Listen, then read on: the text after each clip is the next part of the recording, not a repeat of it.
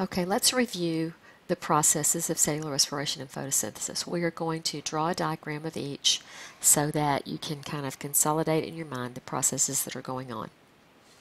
So here we have cell respiration. There are three parts of cell respiration. You can divide your paper into three parts. The first part is glycolysis, which happens in the cytoplasm. Glucose is split in half into two pyruvate molecules.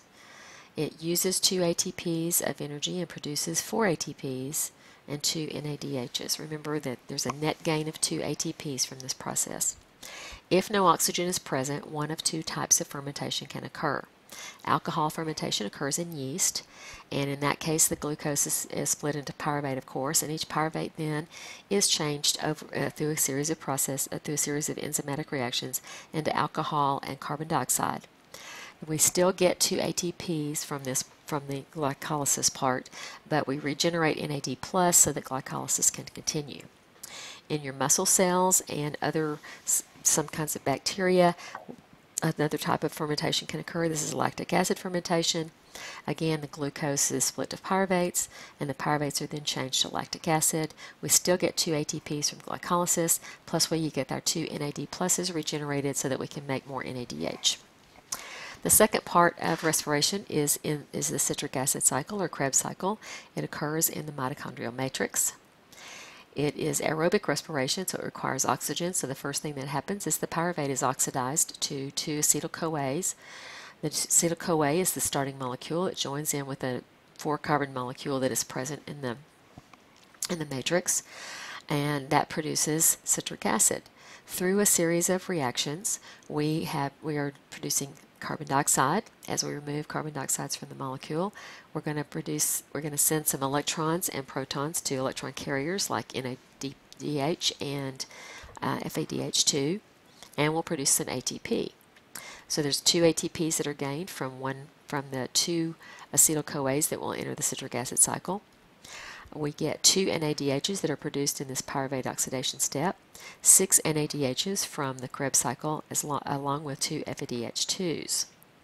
The last part of the process is oxidative phosphorylation, which occurs it takes these NADHs and FADH2s from the glycolysis and the Krebs cycle to the inner membrane of the mitochondrion, and the electrons are passed through an electron transport chain, which uses the energy to pump hydrogen ions into the intermembrane space. Those hydrogen ions will then pass back through ATP synthase to produce ATP, and the final electron acceptor is the oxygen of water. So we get about 28 ATPs from this process. The entire cell respiration process produces about 32 ATPs total, and the final electron acceptor through this electron transport chain is the oxygen of water. So remember that each molecule of glucose produces a lot of molecules of ATP. There's an energy payoff that involves glycolysis, the alteration of pyruvate, the citric acid cycle, and the oxidative phosphorylation process. The total yield is about 32 ATP molecules per glucose molecule. Remember that sometimes you will see other numbers like 36 or 38. Just realize it's somewhere in the 30s, and that scientists differ on how much is produced. This is about 34%, or a little more than a third of all of the potential energy that's found in a glucose molecule. And in addition to this, we're producing water and carbon dioxide. Now we can look at the diagram here and see the overall thing of what happens. Glycolysis happens in the cytoplasm, of course. We're producing 2 ATPs by substrate level phosphorylation. These NADHs are going to shuttle electrons across the membrane over here to the oxidative phosphorylation step. The pyruvate will be oxidized to produce 2 NADHs. The citric acid cycle produces 2 more ATPs by substrate level phosphorylation. And then the NADH and FADH2 molecules will undergo the oxidative phosphorylation process, which involves electron transport and chemiosmosis to produce about 28 ATPs by that process, giving us a maximum per glucose of about 32 ATPs. So after our discussion of cellular respiration, you should be able to compare these processes of respiration and photosynthesis. You should explain how breathing and cellular respiration are related to each other. You should be able to provide the overall chemical equation for cell respiration and explain how the body uses its ATP and how the energy in glucose is released during cell respiration. You should also be able to describe the general roles of NADH and the electron transport chain and compare the reactants, products, and energy yields of these three stages of cell respiration. And you should be able to tell the difference between strict anaerobes, obligate anaerobes, and facultative anaerobes. Now let's look at photosynthesis.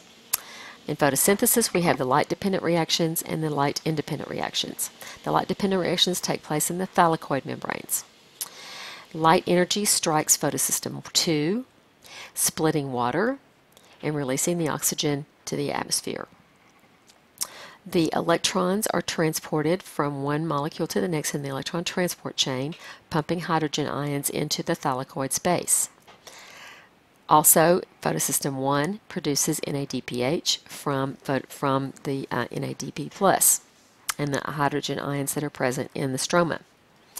The hydrogen ions have built up in the thylakoid space. They pass through ATP synthase, generating ATP, and the NADPH and ATP provide the energy for the light-independent reactions. So overall, the light excites the chlorophyll, splits water, produces ATP and NADPH. The light-independent reactions take place in the stroma.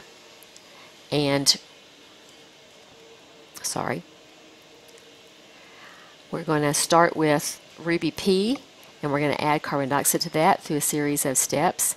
NADPH will give up its electrons as energy. ATP will give up its phosphate to provide energy, and we're going to produce G3P, which is eventually going to produce glucose.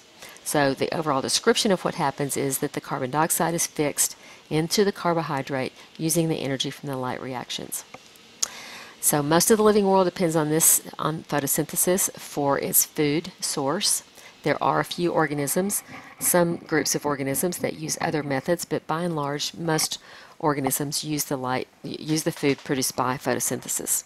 The chloroplast is the site of these two stages, and it's going to make sugar from the carbon dioxide. Now, a large portion of the carbohydrates made by photosynthesis are used for the processes of the plant themselves. But then they also make other organic molecules like proteins and lipids and things like that. And the excess food can be stored as starch in some of the parts of the plant. And of course, animals will then eat those. So here we have the chloroplast. The light strikes the thylakoid membranes where the photosystems are located in the electron transport chain.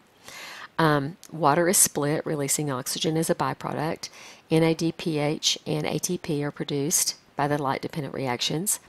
And then the Calvin cycle in the stroma takes carbon dioxide, adds it to Ruby P, produces G3P, and regenerates Ruby P, and the G3P can be used to make sugars that are used for cellular respiration or cellulose or other organic compounds. So now you should be able to define these three different groups of organisms. You should be able to describe some things about the structure of the chloroplast and its location, and how plants produce oxygen. You want to be able to compare the reactants and products of the light reactions and the Calvin cycle, and explain how the photosystems capture solar energy. And also explain how the electron transport chain generates ATP, NADP, and oxygen. Compare the two processes of making ATP in the chloroplast and in the mitochondrion, photophosphorylation and oxidative phosphorylation.